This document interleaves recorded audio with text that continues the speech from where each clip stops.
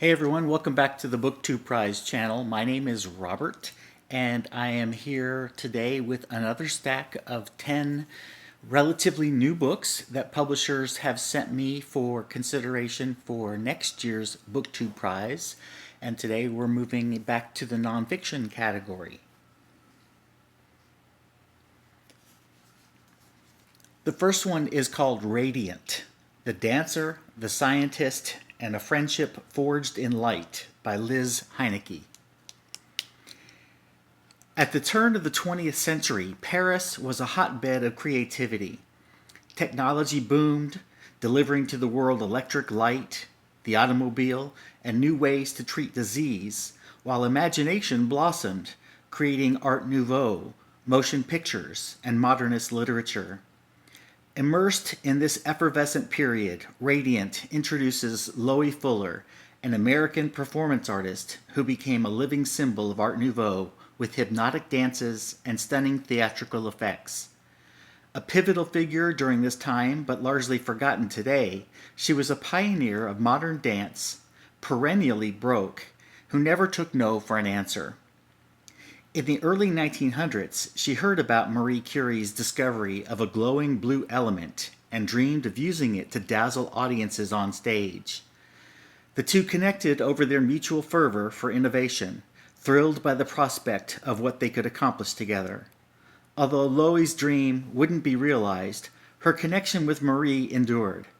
Part hidden history and part love letter to creative innovation, Radiant is the true story of Marie Curie and Loie Fuller, two revolutionary women drawn together at the dawn of a new era by a singular discovery and the lifelong friendship that grew out of their shared passion.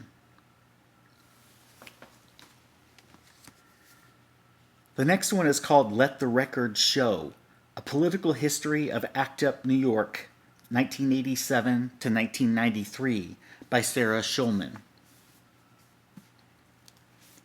In just 6 years, ACT UP New York, an unlikely coalition of activists of all races, genders, sexualities, and backgrounds, changed the world. Armed with rancor and creativity, the group took on the AIDS crisis with an indefatigable and multifaceted attack on the corporations, governments, and individuals who stood in the way of AIDS treatment for all. ACT UP members stormed the FDA and NIH offices in Washington, D.C., and started needle exchange programs in New York. They took over Grand Central Terminal and fought to change the legal definition of AIDS to include women.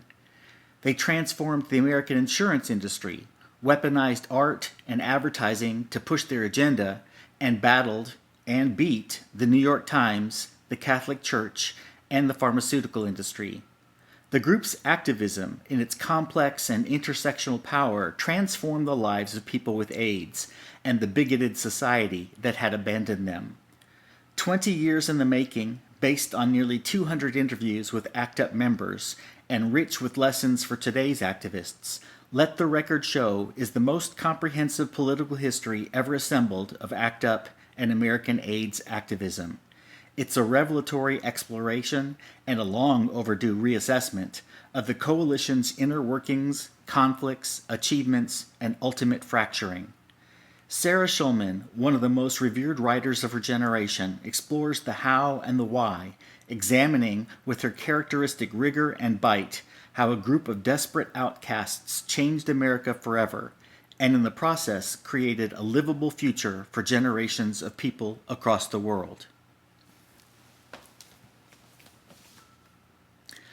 The next one is called Unsolaced: Along the Way to All That Is, by Gretel Ehrlich.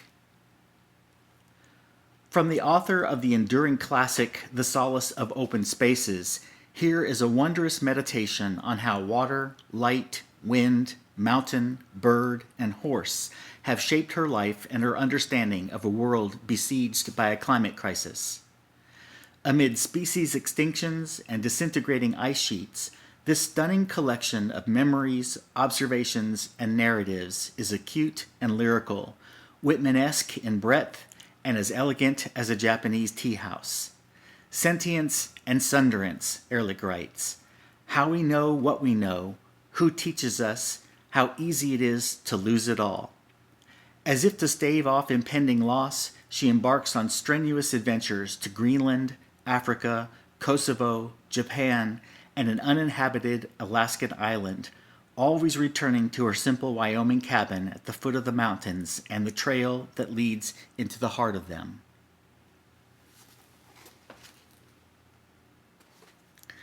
The next one is called Why Didn't You Just Do What You Were Told by Jenny Diski. Choose the pursuit of happiness if you really must, but there are better things to do with a life, unless freedom from difficulty is the only acceptable existence. Jenny Diski was a fearless writer for whom no subject was too difficult, even her own cancer diagnosis. Her columns in the London Review of Books, selected here by her editor and friend Mary Kay Wilmers, on subjects as various as death, motherhood, sexual politics, and the joys of solitude, have been described as virtuoso performances and small masterpieces. From Highgate Cemetery to the interior of a psychiatric hotel, from Tottenham Court Road to the icebergs of Antarctica, Why Didn't You Just Do What You Were Told is a collective interrogation of the universal experience from a very particular psyche, original, opinionated, and mordantly funny. The next one is called The Sum of Us, What Racism Costs Everyone and How We Can Prosper Together by Heather McGhee. Heather McGhee's specialty is the American economy and the mystery of why it so often fails the American public. From the 2008 financial crisis, to rising student debt, to collapsing public infrastructure, she found a common root problem: racism. But not just in the most obvious indignities for people of color. Racism has costs for white people too. It is the common denominator of our most vexing public problems, the core dysfunction of our democracy and constitutive of the spiritual and moral crises that grip us all. But how did this happen, and is there a way out?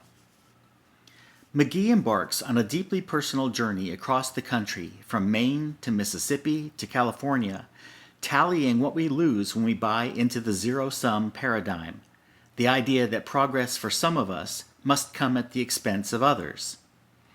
Along the way, she meets white people who confide in her about losing their homes, their dreams, and their shots at better jobs, to the toxic mix of American racism and greed. This is the story of how public goods in this country, from parks and pools to functioning schools, have become private luxuries, of how unions collapsed, wages stagnated, and inequality increased, and of how this country, unique among the world's advanced economies, has thwarted universal health care.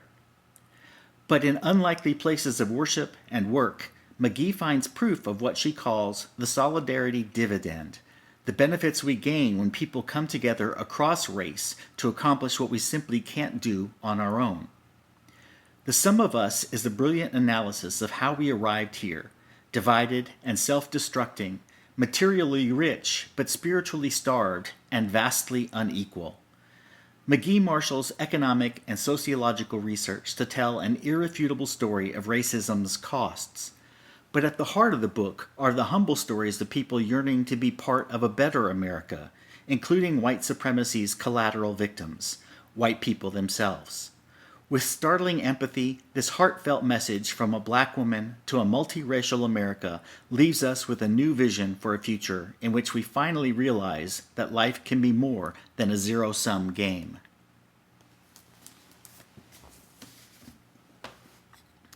The next one is called The Groundbreaking, An American City and Its Search for Justice by Scott Ellsworth. More than 1,000 homes and businesses, restaurants and movie theaters, churches and doctors' offices, a hospital, a public library, a post office, looted, burned, and bombed from the air. Over the course of less than 24 hours in the spring of 1921, Tulsa's famous Black Wall Street was wiped off the map and erased from the history books. Official records disappeared.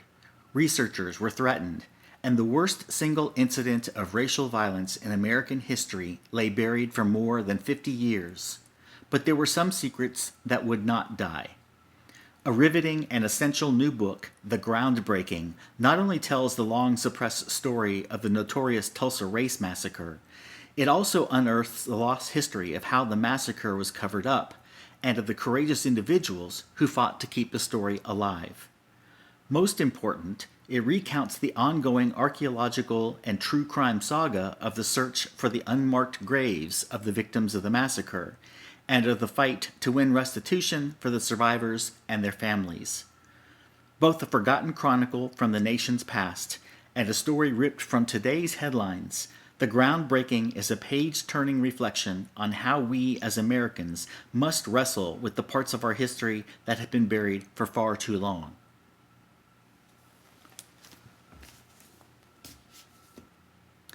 The next one is called The Agitators, Three Friends Who Fought for Abolition and Women's Rights by Dorothy Wickenden. In the 1850s, Harriet Tubman, strategically brilliant and uncannily prescient, rescued some 70 enslaved people from Maryland's eastern shore and shepherded them north along the Underground Railroad. One of her regular stops was Auburn, New York, where she entrusted passengers to Martha Coffin Wright, a Quaker mother of 7, and Frances A. Seward, the wife of William H. Seward, who served over the years as governor, senator, and secretary of state under Abraham Lincoln. During the Civil War, Tubman worked for the Union Army in South Carolina as a nurse and spy, and took part in a spectacular river raid in which she helped liberate 750 slaves from several rice plantations. Wright, a dangerous woman in the eyes of her neighbors, worked side by side with Elizabeth Cady Stanton and Susan B. Anthony to organize women's rights and anti-slavery conventions across New York State, braving hecklers and mobs when she spoke. Frances Seward, the most conventional of the three friends, hid her radicalism in public, while privately acting as a political advisor to her husband, pressing him to persuade President Lincoln to move immediately on emancipation. The Agitators opens in the 1820s, when Tubman is enslaved and Wright and Seward are young homemakers bound by law and tradition, and ends after the war. Many of the most prominent figures of the era, Lincoln, William H. Seward, Frederick Douglass, Daniel Webster, Charles Sumner, John Brown, William Lloyd Garrison, are seen through the discerning eyes of the protagonists. So are the most explosive political debates about the civil rights of African Americans and women, about the enlistment of black troops, and about opposing interpretations of the Constitution. Through richly detailed letters from the time and exhaustive research, Wickenden traces the Second American Revolution these women fought to bring about, the toll it took on their families, and its lasting effects on the country. Riveting and profoundly relevant to our own time, The Agitators brings a vibrant, original voice to this transformative period in our history. The next one is called Punch Me Up to the Gods, a memoir by Brian Broome. Punch Me Up to the Gods introduces a powerful new talent in Brian Broome, whose early years growing up in Ohio as a dark-skinned black boy harboring crushes on other boys propel forward this gorgeous, aching, and extraordinary debut.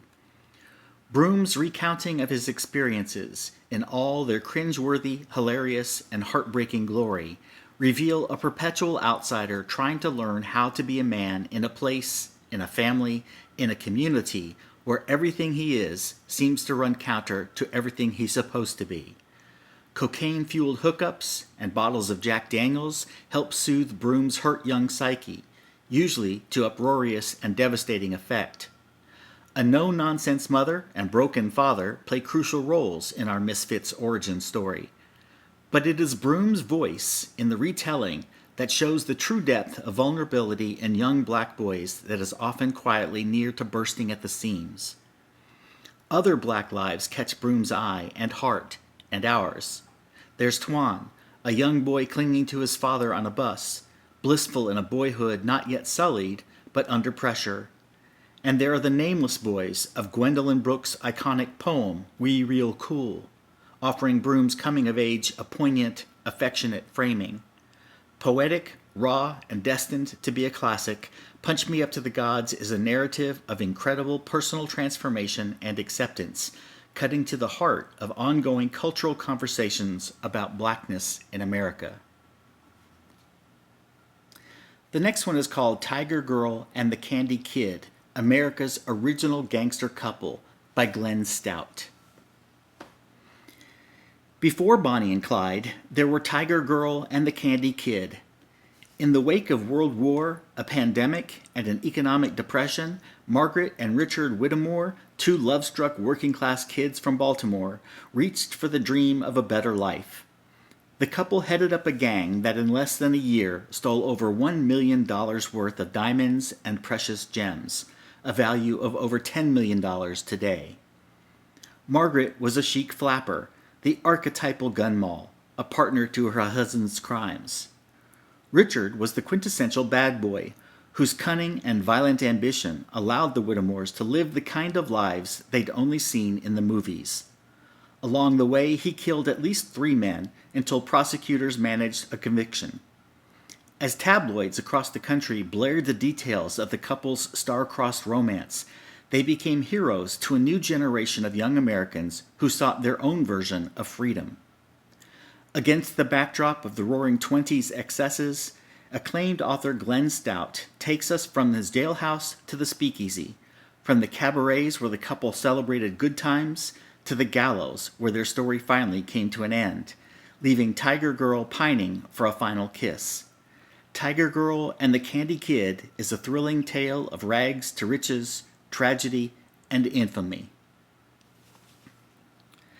And the last one for today is called Plunder, a memoir of family property and Nazi treasure by Menachem Kaiser. Menachem Kaiser's brilliantly told story, woven from improbable events and profound revelations, is set in motion when the author takes up his Holocaust survivor grandfather's former battle to reclaim the family's apartment building in Sosnowiec, Poland. Soon, he is on a circuitous path to encounters with the longtime residents of the building and with a Polish lawyer known as the Killer.